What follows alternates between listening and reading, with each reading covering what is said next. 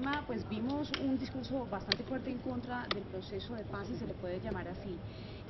¿Este proceso de paz realmente lo ve viable? ¿Ve que de pronto se está manejando de manera adecuada, teniendo en cuenta los índices de impunidad que se pueden tener aquí en este proceso? No, mire, yo sí me permito rectificar su pregunta y reformularla. No es en contra del proceso de paz, ni me faltaba. Lo que reiteré es lo que he insistido permanentemente y lo que muy seguramente la gran mayoría de los colombianos esté de acuerdo y las víctimas están de acuerdo, que la legitimidad del proceso estará dada por el respeto a los estándares internacionales. Decir eso no es estar en contra del proceso de paz, sino todo lo contrario, aspirar a que éste se blinde y se legitime en orden a un verdadero reconocimiento de las víctimas, porque es indudable que las limitaciones están dadas precisamente por la protección del reconocimiento de las víctimas. ¿Teme eso? ¿No se están respetando esos estándares internacionales, procurador? Esas son las advertencias que se están haciendo y esos son los riesgos que se observan, por ejemplo, cuando la FARC reacciona para manifestar que el marco jurídico para la paz, o mejor, que las decisiones de la Corte Constitucional serían un obstáculo en el proceso de paz, cuando todo lo contrario, las últimas decisiones parten precisamente del reconocimiento de los derechos de las víctimas. Procurador, usted hace referencia también a los bienes que tienen las FARC que podrían convertirse en un lavado de activos a través del proceso. Por supuesto, porque en lo que se acordó en La Habana, si usted lo analiza con detenimiento, ahí no encuentra que se vayan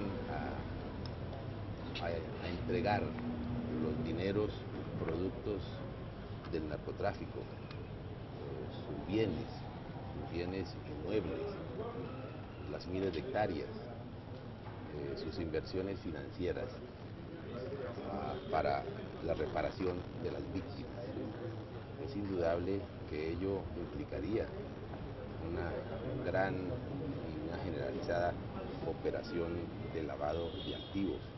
Y eso es precisamente, entre otras cosas, lo que le interesa a las víctimas de las FARC, que con esos dineros, que con esa gigantesca acumulación de dinero producto del narcotráfico, sea entregada para reparar a las víctimas. No es al Estado a quien le corresponda, que si lo hace sería subsidiariamente, pero fundamental y esencialmente a quien le corresponde reparar a las víctimas es a las FARC, y con los dineros de las FARC y con los bienes adquiridos como consecuencia de la empresa criminal en que han estado empeñados.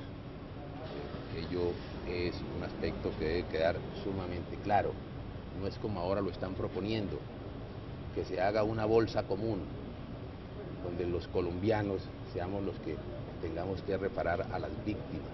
Ello podría ser subsidiario, pero fundamental y esencialmente son con los dineros de la FARC, producto del narcotráfico, sus grandes bienes patrimoniales que han sido adquiridos como consecuencia del delito. Señor Procurador, pero es que su expresión es contundente.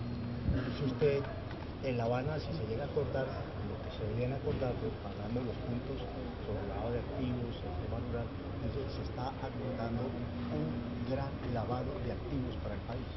Eso lo dije, eso lo digo. Eso fluye del texto que los colombianos conocimos, que fue firmado en La Habana en el tema del narcotráfico. E incluso hay algo más que se me olvidó decir. Si usted lee atentamente ese documento, encuentra en 19 oportunidades la expresión utilización ilícita de las drogas. Con ello está implicando que estamos ante una inminente legalización del cultivo, porque lo que aparentemente debería ser combatido es su utilización ilícita. ¿No es desproporcionada esa opinión suya? Es no solamente razonable, racional, sino objetiva. es saber leer el documento y leerlo desapasionadamente, leerlo en la tranquilidad de la academia y con la responsabilidad institucional. Procurador, sobre el tema de la lista, el listado de las víctimas que viajarían a La Habana, ¿pide usted que se conozcan ya? ¿Qué pasa si no se llegan a conocer sino cuando ya hayan viajado? Mire, eso es un mare magnum que se ha formado en el tema. Yo me remito a lo que decía mi general Mendieta y las otras personas que intervinieron. Realmente las víctimas de la FARC son las que tienen el derecho preferencial y, si se quiere, exclusivo de estar en La Habana frente a sus victimarios. Y por eso es necesario que la presencia privilegiada de las víctimas de la FARC se dé.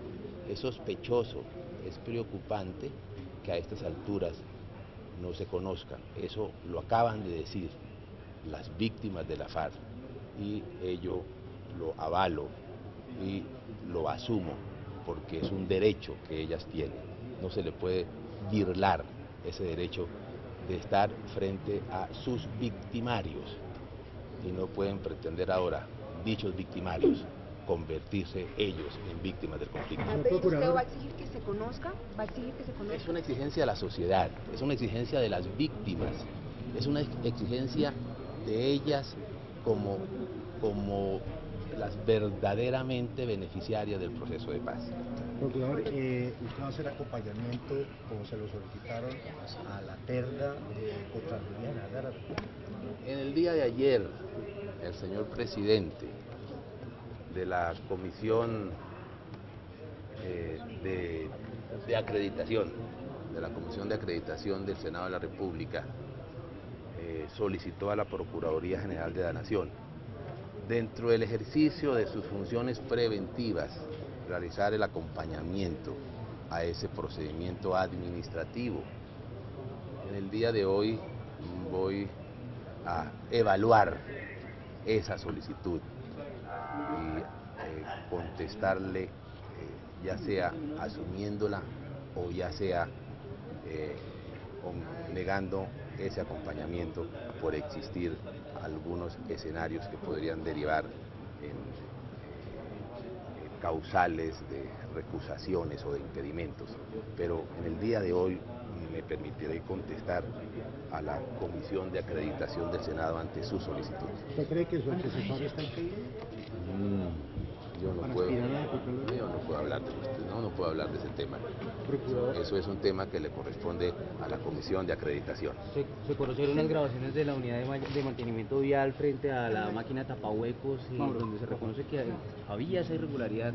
¿Ustedes son los únicos que Hay un proceso andando, mal no estoy, es un proceso verbal que lo inició la Procuraduría Distrital para aclarar los hechos y derivar las responsabilidades disciplinarias correspondientes.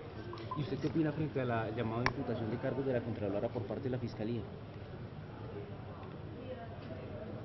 La Procuraduría opinará en el proceso. Termina este periodo la señora Contralora. Hay un reconocimiento social a su labor. Está tramitándose un proceso ante la Fiscalía. La Procuraduría está actuando en defensa del ordenamiento jurídico y de las garantías procesales. Y es allí el escenario natural donde me pronunciaré por intermedio de la delegada que está actuando diligentemente en ese proceso.